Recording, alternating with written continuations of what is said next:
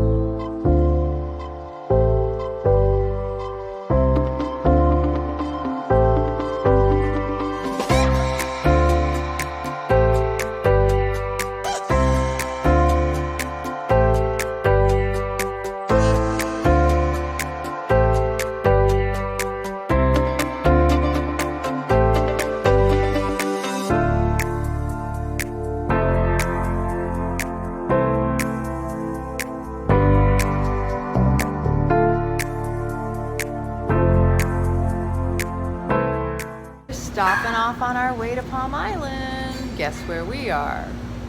Sneak peek. The Brass Bowl. Yeah. So let's see what we get. New to us place. Yay! We like new. We like food reviews. Can you tell we're foodies?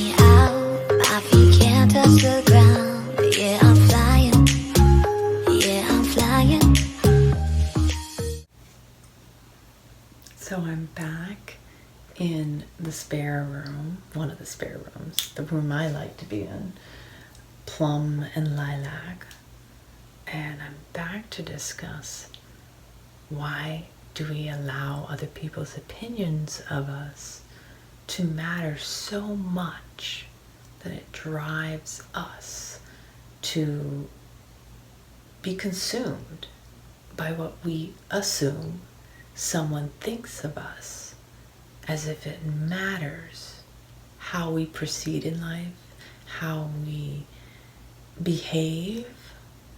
We allow our own minds to create this crazy whirlwind of assumptions, thinking we know what somebody else wants or expects of us, how we behave, how we show up, what we do, say, all this stuff.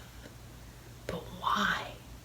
Why does it matter so much? Why do we allow them to have such power over us when it's all made up in our minds? So we assume we think we know the best of what someone else is thinking, and it's so untrue. Sure, we may actually have been told by family, for example, this is what we expect of you. But in the end, again, why do we allow that to consume us? Why? What is so important about someone else's point of view that holds us back from being true to who we are? So it's something to ponder and maybe go within over these next couple days, because we're coming up on eclipse season, and I've been really kind of reflecting upon this. This is some crazy, deep, reflective thought. Think about your thoughts and how you're creating ideas about what someone else is thinking based on your own thinking. Because that in itself will tell you more about yourself than what the other person is or isn't thinking. Because that's all made up in your head. None of that really exists. So, it's time for me to ready to go to bed. It's already after midnight, just after midnight. And we got here late again. We stopped and had that food at the Brass Bowl down in Saint Pete. And I'm going to tell you right now, I realized that pad thai that I had reminded me of Chinese food, sweet, overly sweet. And all honesty, I did not like it that much. Actually, at first it started to taste good, and I realized it was just the over flavorings. But the truth of the matter is, it's all those extra sweeteners, sugars that get you addicted to food. So you gotta pay attention. Pay attention to how you feel it in your veins when you consume certain foods, if it shifts your brain activity and your mood, because our food affects our mood, and the mood is affected by our food, and it's a vicious cycle. So if you reach for certain foods, ask yourself if those are related to a certain time in your life when maybe you felt you needed soothing, you needed comfort. That's where comfort foods come from. We reach for something to make us feel better in a moment that is triggered very similarly to a time when that same food was what we reached for, because in some way we think it's going to make our emotions or our feelings around something traumatic be soothed and feel better. But the reality is food can't fix anything. Your awareness, now there's something to fix. Because in the end,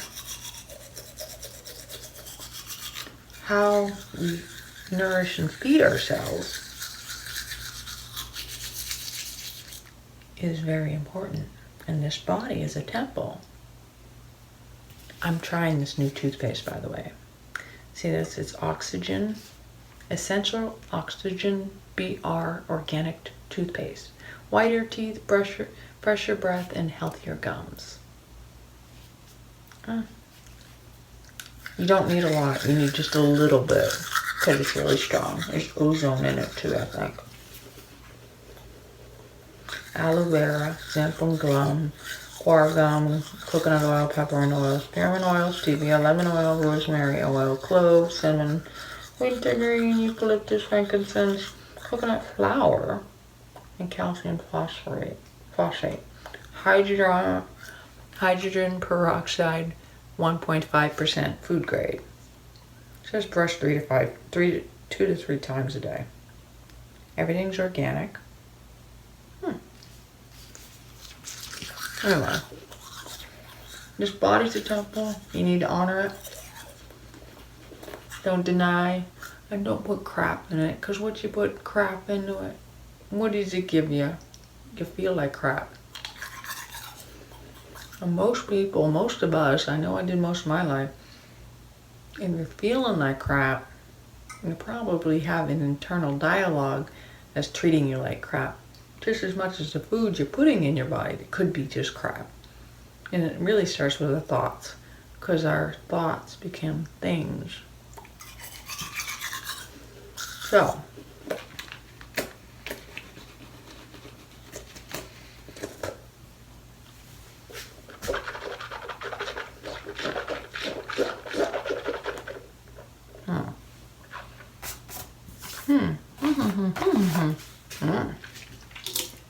and going back to worrying about what other people think, do you realize that the only reason you're worried about what other people think about you is because of the way you think about you?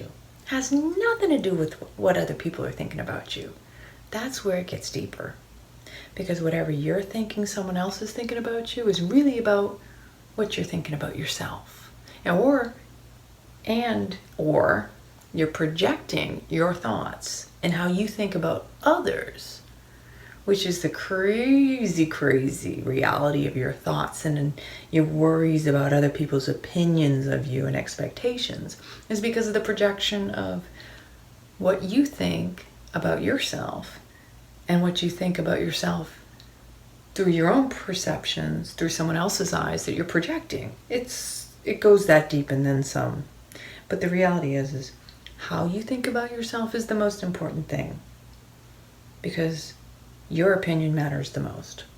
So I'm going to finish brushing my teeth. I'm going to wash my face. I'm going to jump in that bed over there and get sweet dreams. So you do the same. And remember, your opinion of you matters. And I love you very much.